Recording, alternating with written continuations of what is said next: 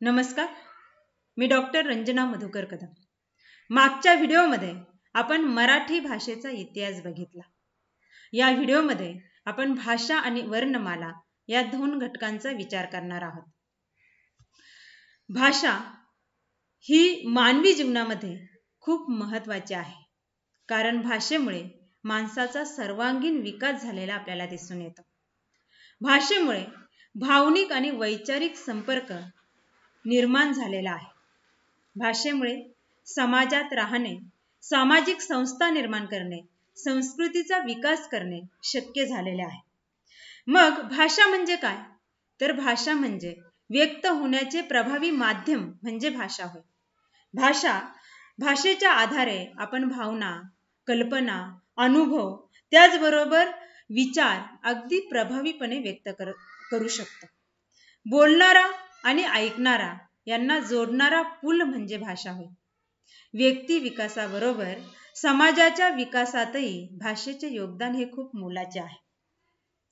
भाषा हा शब्द भाष या संस्कृत धातूपासून आलेला असून त्याचा अर्थ बोलणे असा होतो किंवा ध्वनी व आवाज निर्माण करणे असा सुद्धा होतो.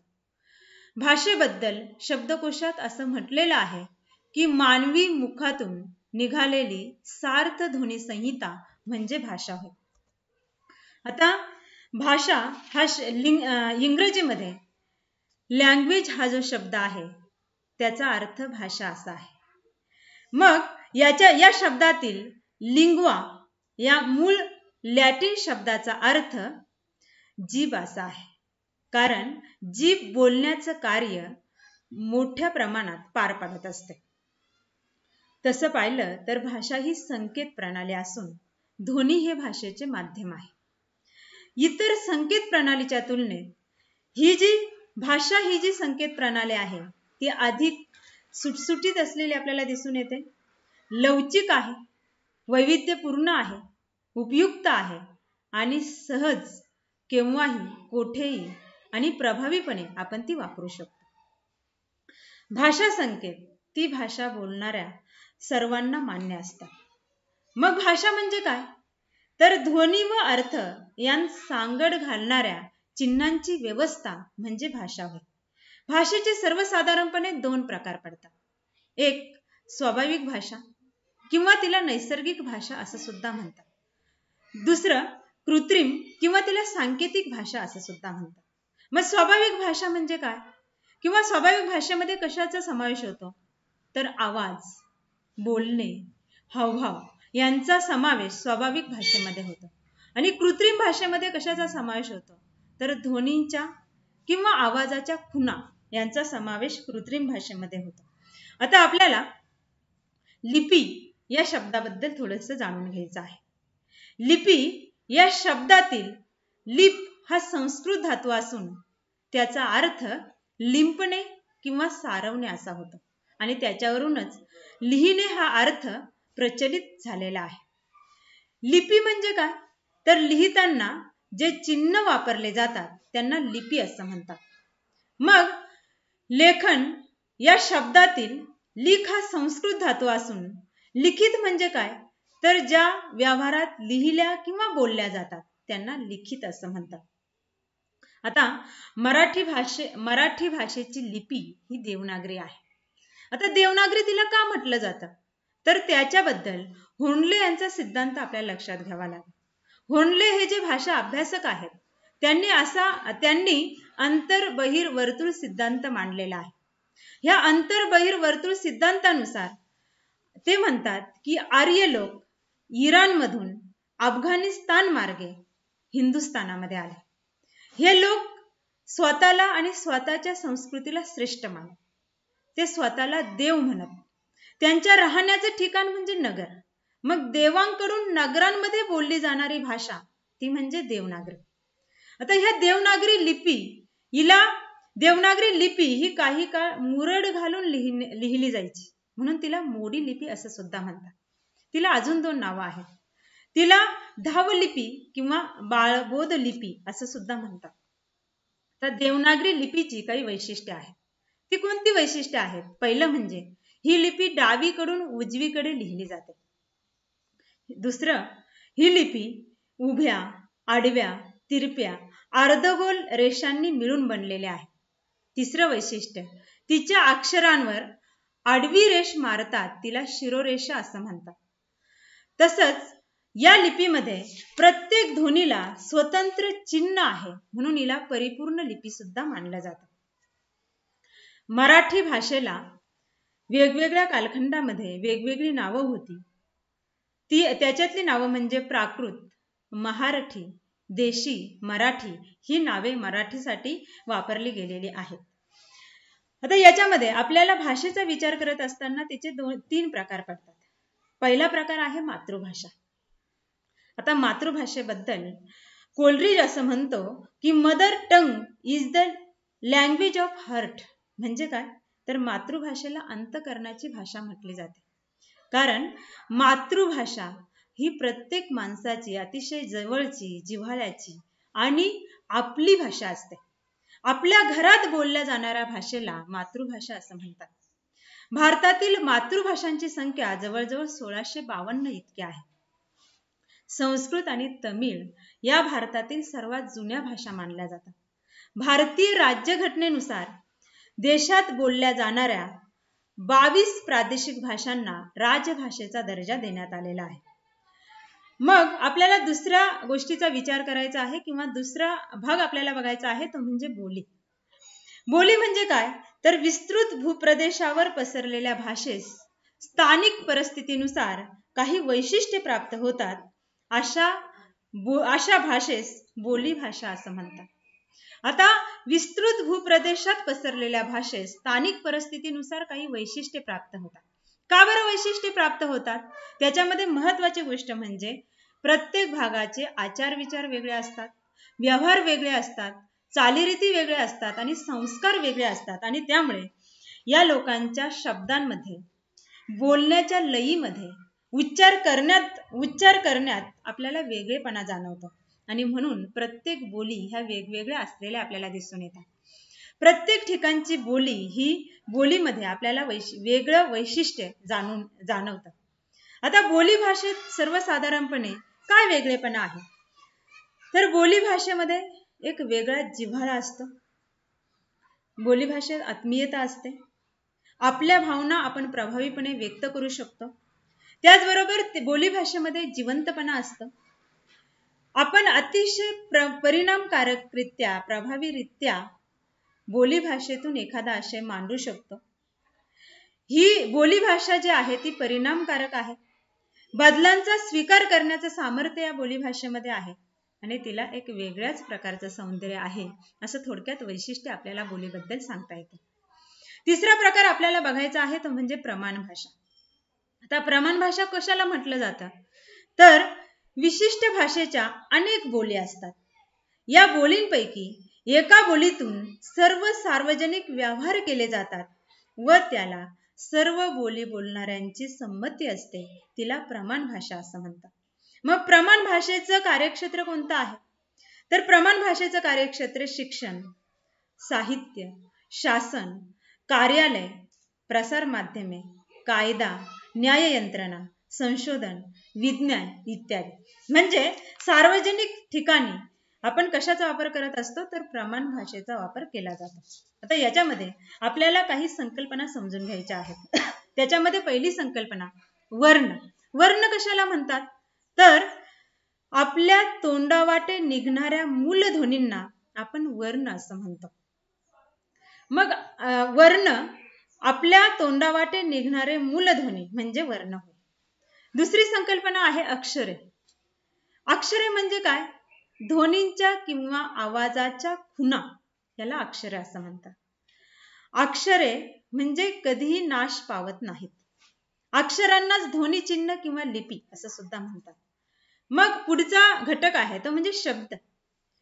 ठराविक क्रमाने आलेल्या अक्षरांच्या समूहाला जेव्हा अर्थ प्राप्त होतो तेव्हा तो शब्द बनतो. फक्त एका पुढे एक अक्षर आली तर त्याचा शब्द बनत नाही, तर ठराविक क्रमाने आलेल्या अक्षरांच्या समूहाला जेव्हा अर्थ प्राप्त होतो तेव्हा तो शब्द बनतो. मग वाक्य कशाला म्हणतात, तर वाक्य म्हणजे पूर्ण अर्थाचे बोलणे, याला वाक्य असं म्हणतात. मग शब्द आणि पद याच्यामध्ये थोडासा फरक आहे. मग शब्दाचं पद कधी होतं, तर ज्यावेळेस वाक्यात वापरताना शब्दाच्या मूळ स्वरूपात बदल होतो त्यावेळेस त्या शब्दाला पद असं म्हणतात. म्हणजे शब्दाच्या मूळ स्वरूपात बदल करून तो वाक्यात वापरला जातो तेव्हा त्याला काय म्हणतात, पद असं म्हणतात. उदाहरणार्थ पाणी.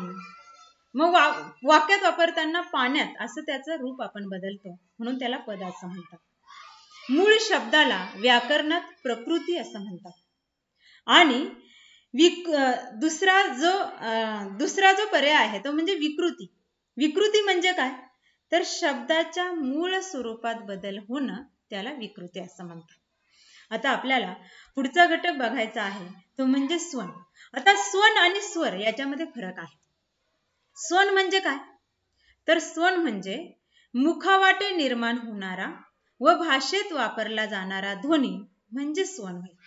म्हणजे इथं ही व्यापक संकल्पना आहे आणि याच्यामध्ये विशिष्ट भाषेचा समावेश नाही. स्वन म्हणजे फक्त आवाज आणि मुखावाटे निर्माण होणारा आणि भाषेत वापरला जाणारा ध्वनी म्हणजे स्वन होय. हा स्वन कोणताही भाषक समाज उच्चारू शकतो. तसंच ही व्यापक आणि सर्वसमावेशक अशी संज्ञा आहे. प्रत्येक भाषकाची उच्चारण पद्धती ही वेगळी असते. तसंच स्वनांचा उपयोग करण्याची पद्धती सुद्धा वेगळी असते. जर आपण मराठी भाषेचा विचार केला तर मराठी भाषेचा उदाहरणार्थ आपण च आणि ज घेऊ. जर मराठी भाषे व्यतिरिक्त इतर लोकांनी च आणि ज चा उच्चार केला तर तो आपल्या कानांना खटकतो आणि मग आपण ओळखतो की याची मातृभाषा ही मराठी नाही. कारण च आणि ज यांचं उच्चार करण्याची पद्धत वेगळी आहे. जसं मराठी भाषेचं आहे तसंच प्रत्येक भाषेचं असलेलं आपल्याला दिसून येतं. भाषा ही संकल्पना, स्वन ही संकल्पना भाषा निरपेक्ष आहे. म्हणजे विशिष्ट भाषेचाच स्वनांच्या संदर्भात आपण विचार करू शकत नाही, तर सर्व भाषांचा स्वनांच्या संदर्भात आपण विचार करू शकतो. म्हणजे काय, सर्व भाषांचा त्यात समावेश होतो. स्वन कोणत्याही एका विशिष्ट भाषेचे नसतात. दुसरी जी संकल्पना आहे ती म्हणजे स्वनिम. विशिष्ट भाषेत उपयोगात येणारा स्वन त्याला स्वनिम असं म्हणतात आणि विशिष्ट भाषेत उपयोगात येणारा स्वन त्याला काय म्हणतात, स्वनिम असं म्हणतात. आता स्वनिमांची संख्या ही मर्यादित असते आणि प्रत्येक भाषेमध्ये वर्णमाला ही विशिष्ट असते. उदाहरणार्थ आपल्याकडे क ख ग हे जे वर्ण आहेत ते मर्यादित आहेत. तिसरी जी संकल्पना आहे ती म्हणजे स्वनांतर. एकाच ध्वनीची भिन्न उच्चारण रूपे याला स्वनांतर असं म्हणतात. उदाहरणार्थ द हा स्वनिम आहे. मग या स्वनिमांपासून कोणकोणते शब्द तयार झाले, दगड, दादा, कायदा इत्यादी. म्हणजे स्वनिमांपासून शब्द तयार होणं त्याला स्वनांतर असं म्हणतात. मग आता आपल्याला स्वरांचा विचार करायचा आहे. आता स्वरांचा विचार करत असताना स्वर म्हणजे काय, तर स्वर तंत्रीतून कंपनयुक्त हवा मुख विवरातून अडथळ्या वाचून अखंडपणे जाऊ शकते. म्हणजे ज्यावेळेस स्वरांची लक्षणे आपण लक्षात घेत असताना स्वर तंत्रीतून निघणारी कंपनयुक्त हवा मुख विवरातून कोणताही अडथळा न येता अखंडपणे जाऊ शकते तेव्हा स्वरांचं उच्चारण होतं. प्रत्येक स्वर आपल्याला दम टिकेल तितका वेळ उच्चारता येतो. तसंच स्वर हे स्वतंत्र असतात, त्यांना कोणाच्याही मदतीची गरज असत नाही. स्वर व्यंजनांच्या उच्चारांना सहाय्य करतात. कंपनयुक्त हवा स्वर निर्मितीस आवश्यक असल्याने प्रत्येक स्वर घोष असतो. घोष का असतो, तर स्वरांच्या उच्चारणाला कोणती हवा आवश्यक असते, कंपनयुक्त हवा आवश्यक असते म्हणून त्याला घोष असं म्हणतात. आणि स्वर तंत्रीतून निघालेली कंपनयुक्त हवा स्वर निर्मितीच्या वेळी अडवली जात नसली तरी तिला जिभेकडून वेगवेगळी वळणं दिली जातात. आता श्रू याचा अर्थ उच्चार किंवा ध्वनी. मग थोडक्यात स्वरांची व्याख्या आपल्याला किंवा स्वर म्हणजे काय, तर स्वर म्हणजे ओठांचा एकमेकांशी किंवा जिभेच्या कोणत्याही भागाचा मुखातील कोणत्याही अवयवाशी स्पर्श न होता जे ध्वनी बाहेर पडतात त्याला स्वर असं म्हणतात. म्हणजे स्वरांचा उच्चार करत असताना ओठांचा एकमेकांशी किंवा जिभेच्या कोणत्याही भागाचा मुखातील कोणत्याही अवयवाशी स्पर्श होत नाही त्यांना स्वर असं म्हणतात. आता हे जे स्वर आहेत, स्वरांचे सर्वसाधारण प्रकार कोणते आहेत तर ऱ्हस्व स्वर, दीर्घ स्वर, संयुक्त स्वर आणि स्वरादी. आता याच्यामध्ये स्वरांचे जे प्रकार आहेत, ऱ्हस्व स्वर म्हणजे काय तर ज्या स्वरांच्या उच्चारणाला कमी कालावधी लागतो त्याला ऱ्हस्व स्वर असं म्हणतात. उदाहरणार्थ अ, ई, उ, रू आणि लू. दुसरा जो प्रकार आहे तो दीर्घ स्वर. दीर्घ स्वर म्हणजे काय, ज्या स्वरांच्या उच्चारणाला अधिक कालावधी लागतो त्याला दीर्घ स्वर असं म्हणतात. उदाहरणार्थ आ, ई, उ. तिसरा जो प्रकार आहे तो संयुक्त स्वर. संयुक्त स्वर म्हणजे काय, जे स्वर दोन स्वरांचे मिळून बनलेले असतात त्यांना संयुक्त स्वर असं म्हणतात. उदाहरणार्थ ए बरोबर काय, अ अधिक ई किंवा ई. त्याला किंवा ऐ म्हणजे काय तर आ अधिक ई किंवा ई. ओ बरोबर अ अधिक ई किंवा ई. औ आ अधिक ई किंवा ई. ओ म्हणजे अ अधिक उ किंवा उ आणि औ म्हणजे आ अधिक उ किंवा उ. इथे थोडीशी मिस्टेक झाली, तुमच्या लक्षात आलेला असेल. आता पुढचा जो घटक आहे तो म्हणजे सजातीय स्वर. आता सजातीय स्वर म्हणजे काय, एकाच उच्चार स्थानातून निघणाऱ्या स्वरांना सजातीय स्वर असं म्हणतात. मग म्हणजे तो स्वर ऱ्हस्व किंवा दीर्घ पुन्हा आल्यास ते सजातीय स्वर होतात. उदाहरणार्थ अ आ, ई ई, उ उ म्हणजे एकच उच्चारण स्थान आहे म्हणून त्यांना काय म्हणतात सजातीय स्वर असं म्हणतात. पुढचा जो प्रकार आहे तो म्हणजे विजातीय स्वर. विजातीय स्वर म्हणजे काय, भिन्न उच्चार स्थानातून निघणाऱ्या स्वरांना विजातीय स्वर असं म्हणतात. इथं उच्चारण स्थान वेगळं असतं. उदाहरणार्थ अ ई, उ उ आ म्हणजे इथं उच्चारण स्थान एक आहे का तर नाही आणि म्हणून हे काय आहेत विजातीय स्वर आहेत. ऱ्हस्व स्वर उच्चारण्यास कमी कालावधी लागतो आणि म्हणून एक मात्रा दिली जाते आणि दीर्घ स्वर उच्चारणात जास्त कालावधी लागतो म्हणून दोन मात्रा दिल्या जातात. आता पुढचा घटक आपल्याला बघायचा आहे स्वरादी. आता स्वरादी दोन आहेत, कोणकोणते, अम आणि आह. स्वरादी म्हणजे काय तर अनुस्वार आणि विसर्ग या दोन्ही वर्णांचा उच्चार करण्यापूर्वी एखाद्या स्वराचा उच्चार करावाच लागतो. म्हणजे ज्याच्या आधी स्वर येतो त्याला स्वरादी असं म्हणतात. पुढची संकल्पना बघायची आहे आपल्याला अनुस्वार.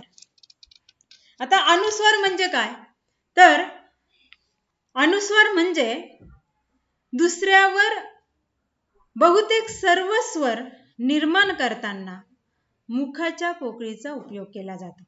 मात्र मुखाच्या पोकळीऐवजी नासिका मार्गाचा उपयोग केला तर तो अनुस्वार होतो. आता अनुस्वाराचा उच्चार जर स्पष्ट आणि खणखणीत असेल तर त्या अक्षरावर टिंब दिले जातात. मग अनुनासिक म्हणजे काय तर अनुनासिक म्हणजे ओझरता आणि अस्पष्ट उच्चार असेल तर त्याला अनुनासिक असं म्हणतात. मग पुढचा जो घटक आहे तो म्हणजे विसर्ग. विसर्ग म्हणजे काय तर मुक्त होणे.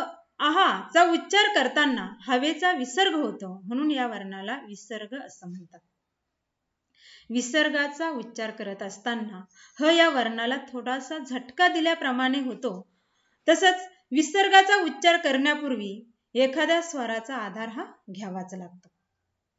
आता आपल्याला पुढच्या घटकाचा विचार करायचा आहे तो म्हणजे मुखाच्या पोकळीत स्वर जेथे उच्चारले जातात त्याच्यानुसार काही भाग पडतात. उदाहरणार्थ बघा अग्रभाग. अग्रभाग म्हणजे काय तर तोंडाच्या पोकळीत पुढील भागात जे स्वर उच्चारले जातात त्यांना अग्रभाग असं म्हणतात. तोंडाच्या पोकळीत पुढील भागात जे स्वर उच्चारले जातात त्यांना अग्रभाग असं म्हणतात। दुसरा प्रकार जो आहे तो केंद्रभाग। केंद्रभाग म्हणजे काय? तोंडाच्या पोकळीत मध्यभागी जे स्वर उच्चारले जातात त्यांना केंद्रभाग असं म्हणतात। उदाहरणार्थ रू, आ। अग्रभागाचं उदाहरण घ्यायचं झालं तर ई, ए, या म्हणजे ते पुढच्या भागामध्ये उच्चारले जातात म्हणून त्यांना अग्रभाग असं म्हणतात। केंद्रभाग म्हणजे तोंडाच्या मध्यभागी ज्यांचा उच्चार होतो त्याला केंद्रभाग म्हणतात। उदाहरणार्थ रू, आ। पच्छभाग म्हणजे काय? तर कंठाकडील मागील भागात जे स्वर उच्चारले जातात त्यांना पच्छभाग असं म्हणतात। मग याच्यामध्ये कोणते स्वर येतात? उदाहरणार्थ उ, ओ, औ। आता पुढचा जो प्रकार आहे तो म्हणजे ऊर्ध्व भाग। ऊर्ध्व भाग म्हणजे काय? जीभ पुष्कळ वर उचलली जाणे तिला ऊर्ध्व भाग असं म्हणतात। ऊर्ध्व भाग म्हणजे काय? जीभ पुष्कळ वर उचलली जाणे। पुढचा जो प्रकार आहे तो मध्य भाग। मध्य भाग म्हणजे काय? तर जीभ कमी उचलली जाणे याला मध्य भाग असं म्हणतात। आणि निम्न भाग म्हणजे काय? तर जीभ उचलली न जाणं याला निम्न भाग असं म्हणतात। आता पुढचा जो घटक आहे तो म्हणजे प्लुत स्वर। प्लुत स्वर म्हणजे काय? ज्या स्वरांचा उच्चार लांबट केला जातो त्याला प्लुत स्वर असं म्हणतात। प्लुत स्वर म्हणजे लांबट उच्चार। आता ओठांवरून काही नावं पडलेले आहेत, ओठांच्या स्थितीवरून। मग उच्चार करत असताना ओठ जेव्हा पूर्ण उघडले जातात त्या स्थितीला विवृत्त असं म्हणतात। उच्चार करत असताना ओठ पूर्ण उघडले जातात त्याला विवृत्त असं म्हणतात। दुसरी संकल्पना आहे अर्धसंवृत्त। अर्धसंवृत्त म्हणजे काय? ओठ कमी उघडले गेले की त्या स्थितीला अर्धसंवृत्त असं म्हणतात। आणि पुढची संकल्पना आहे ती म्हणजे संवृत्त। संवृत्त म्हणजे काय? ओठ सर्वात कमी उघडले गेले की त्या स्थितीला संवृत्त असं म्हणतात। थोडक्यात आपण मराठी भाषा आणि वर्णमाला याची माहिती घेतलेली आहे। धन्यवाद।